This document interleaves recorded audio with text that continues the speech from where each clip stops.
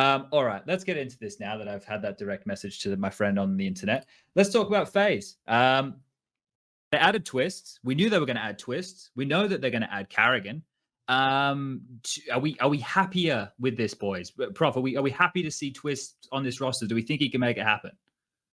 Still weird. It's a weird team. Like, yeah. One of the things that we're so used to FaZe being like NiKo sports in a way, like he is the guy that needs to do all the shit for this team to do well, right? Yeah. That I can't even imagine how, like, my brain can't put this together. Like, how can this team be good without like anyone like NiKo? But you know the thing that is going to happen is what happened after Mousesports. After he left Mousesports, they're going to get a couple of good players and they'll make a team that maybe functions better than what it was before. Sure. My brain simply cannot comprehend at the moment how this is like a top 5 contender team. So right now it's announced as, right, just for those people playing at home who maybe aren't up to date with all the movings and shakings, Kirby is the one who got the benching. So the roster stands at Twistzz is the most recent addition. Then you've got Rain, you've got coldzera, you've got Brokey, and then you have Olof. Now we all know Olof isn't hanging around. Like, he's made that abundantly clear. He said in interviews in the past he'll play for the team if he's needed. And the assumption is at this point that karrigan, at least this is my assumption. I don't know about everybody else. I'll throw this to you in a second, Striker. But my assumption is there was a few issues with Mousesports. First of all, they wanted Dexter, right? But they have to wait to get him out of Australia. I don't know how long that's going to take, but I assume that would be something that they would be trying to fast track. Also, karrigan's contract, I think we heard like rumored that it was up in like March or April or some shit. March. So the closer it is towards the tail end of that contract means either the less it's going to be on the buyout, or maybe FaZe, or maybe Mousesports will, give him up for cheap or whatever. So assuming that we're right and the roster is going to be karrigan in place of Olof. So now we got karrigan in game leading. We got Brokey Orping. Assuming we're going to have Rain as part of the entry pack with Twistzz somehow getting involved. And then you've got coldzera with all the experience being your more anchor style player. With that roster being thrown your way, Striker, what do you think that this is an upgrade or a downgrade for karrigan moving from Mouse? Or neither? Is it just on par? I'd say an upgrade. Okay. I think it's a little bit more reliable than Mousesports are at this point, especially after the 8-core edition, which is, I mean, so far we haven't really talked about it too much, just because we haven't really seen them play apart from until now. But obviously, at this point, it's not like a set upgrade, or like a big addition to the team or anything. So I feel like reliability-wise, FaZe is definitely an upgrade for karrigan, just because he has all the experience there. He doesn't need to bring anybody up to get them on a level that he wants to. He already has like complete players, so he knows what he's going to get from them, right? From each and every one of these. Like Brokey's at this point, I think Brokey in my eyes is already validated. I think he is a pretty good, like pretty experienced at this point, even just because he's actually been with FaZe for quite a long time now. So just as a stability wise, I think it is an upgrade, yeah. Okay. What do you think about this, Robin? Do you think this is like, we're obviously still speculating that karrigan's going there, right? But it feels like it's a pretty safe bet. And now that Twistzz is there, what do you think of the potential of this 5, assuming karrigan makes that move? Of course, they have a really good team, 4 really good players, 5 if you count Olof, but I think he's not gonna be there for much longer. I think it all comes down to if karrigan does a good job and if the guys are willing to respect him enough. Yeah, I think they could probably become a like top 3 team if everything goes right. I think it all depends on how good coldzera and Rain are gonna be. Yeah, and that leads me to the next point, right? Because what we were mentioning earlier, and you brought it up yourself about being in a team with NiKo, obviously when you have a star player of his caliber, he takes up a lot of room, right? Those kind of players tend to get the preference on where they want to play or how they want to apply themselves on the T sides. So with NiKo being gone and karrigan not having to call around him, do you think this is where they can get more out of Rain? They can get more out of Cold. Obviously, they need to get Twistzz to return to that form, but we heard from him just last week, motivation and a pretty poor environment in the team. Yeah, were kind of down factors for him. So with all this extra space, do you think that some of these players are past the prime that we'll see, or do you think they still have room to kind of grow and still be very useful?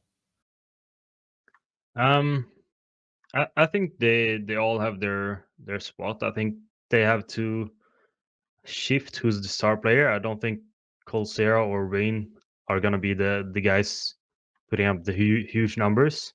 I think that's gonna be Twistzz and Broky in that case. Okay. And Colsera and Rain just have to be really good at their roles they're gonna do. And then I think it's gonna be really good. But if someone like them isn't happy with the roles they get, then there might be some issues, I think. Yeah, there might be a little bit of weirdness, Prof, don't you think? Because it seems like with whatever karrigan has, he does try to get the most out of his players, but it always seems to, when the chips are down, it defaults back to karrigan taking a lot of space, right? We've seen him fiddle with AWPing, when the roster changes happened more recently, and it was going to be him, was it going to be Chris J? We've seen him go back to the hyper aggressive in-game leader entry style, where he's going out first, making space for his other teammates. What type of karrigan do you reckon we're gonna get here? I mean, considering when we had him on the show, like one of the things he raved about was like Rain being the second entry, if I remember correctly. Like that was the thing. I think he said something like, if Rain is behind me, I don't mind like running in because I know he's gonna trade. So I think that is what they're gonna go do. It's gonna be a karrigan like the Crystal Godsend style, Okay. running in first, and then Rain behind them, and then the rest of the team like Colsera, I guess, as third, or Broky on the op, and then Twistzz maybe doing the lurking, the aggressive lurking, which maybe Nico did before, something like that. That's how I see the team developing. This Twistzz also said that he wants to be more of a star player now, so I think that's probably the direction where things are going to go. And with Broky being like not a very space-taking operator, I think that can work out, and Colsera can maybe get some room to do his plays as well. That's one of the things that I'm seeing people mention when they talk about Broky and his stats, right? Like, he obviously finishes these games with good performances, but people are saying, yeah, he's not very aggressive. Like, he's not an assertive AWPer. He's not, the ones going out, finding the jewels and taking the space. Do you think that's necessarily a problem, Flusher? Like, when you think about AWPers, do they have to be that space-taking, aggressive style? Obviously, you got to play with one of the absolute very best with being aggressive with the AWP and maybe not taking and holding space, but definitely finding space. Do you think AWPers have to be assertive, or where do you think AWPing's at in the meta? Obviously, Zywoo, Simple, and Old Mate Device kind of are three of the absolute best players in the world, and they're all AWPers. But do you think that their play style well, fuck it, I'm going too far with this question. What type of AWPing do you think is essential in the current meta?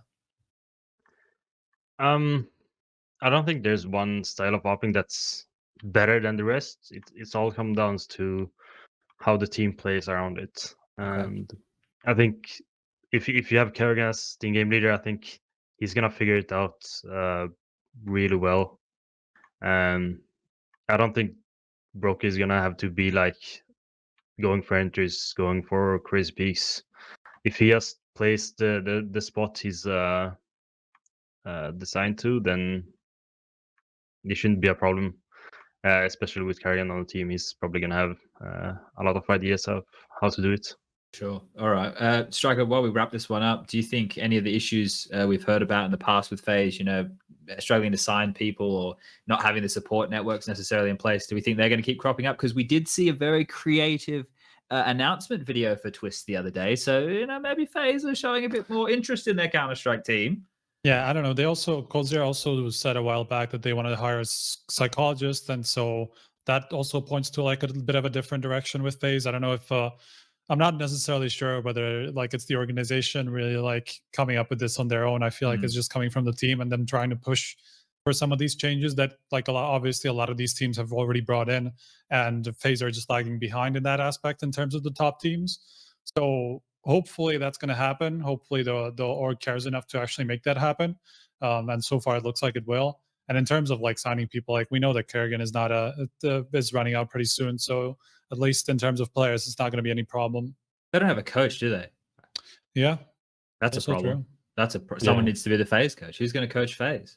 Who's even available who hasn't been banned for being a scumbag? Who's still going? There must be like a bunch of options, to be honest. Like maybe not that many like proven coaches, but like players that either retired or are close to retiring.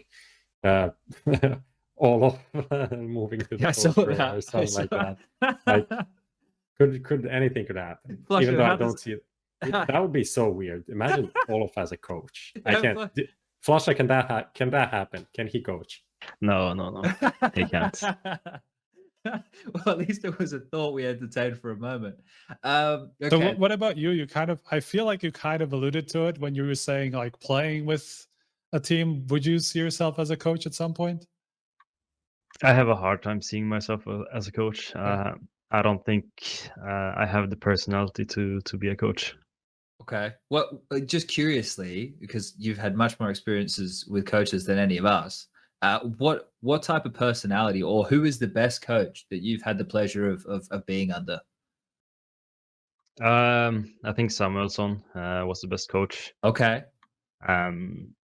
Yeah, like just balanced. He made sure the team was all on the same same page. Yeah, same page, and Yeah. also he helped out Golden a lot with the in-game things, demos, everything. Is it easier now? Like I assume in the very early days when coaches were there, they're probably more just like cheerleaders, or they watched a couple demos and said, yeah, this guy likes to take pop dog, you know. But now, like, is it actually quite clear to see what these coaches do offer? Because once again, I have said this almost every show when we talked about coaches, we have like no idea, because it's always so close to the chest, right? The players don't want to give away anything. The coaches don't want to say too much about what they do. But is it clear to tell, like, hey, there are actual coaches who have value? Yeah, I think so. If I just look at from start to finish of my career, like Devil Walk first, it didn't feel like he did anything. Okay. Then we had Vugo after that.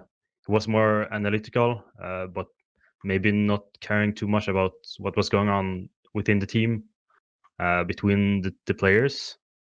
And then we had Valence in Cloud9, really good guy. Like he was probably the best guy to have around your team. Like he made sure everyone's on the same page, everyone had fun. There were no like issues between people. And then Samuelsson, yeah, he just did it all. So I've just had better coaches along the way. Okay, well that makes sense, right? It evolved with the game. Yeah, I think that's a big part of it, just because like we've heard it from people like Yanko, we've heard it from Elma Putty. There you go. There was a recent interview where he talked about the same thing, where like over time they realize that the coaching job isn't just, the in-game stuff, that you have to manage personalities. You just have to be that guy who just brings people together, making sure that like the atmosphere is right, people aren't like doing shit on the sides and stuff like that. Like a lot of these side jobs that don't necessarily have like a lot of impact on their own, but just like in general are really big if you have them all right. So it's just like comes down to the evolution of the role in general, I feel like. Yeah, I'm hoping the more we get to see it evolve, and maybe the more players retire and actually go in with that first-hand experience, we get to see that role evolve even more. But anyway, we'll keep our eyes on if karrigan gets signed to FaZe, because I assume this Twistzz signing is not the end of the road, and if they get a coach, and if any of that stuff happens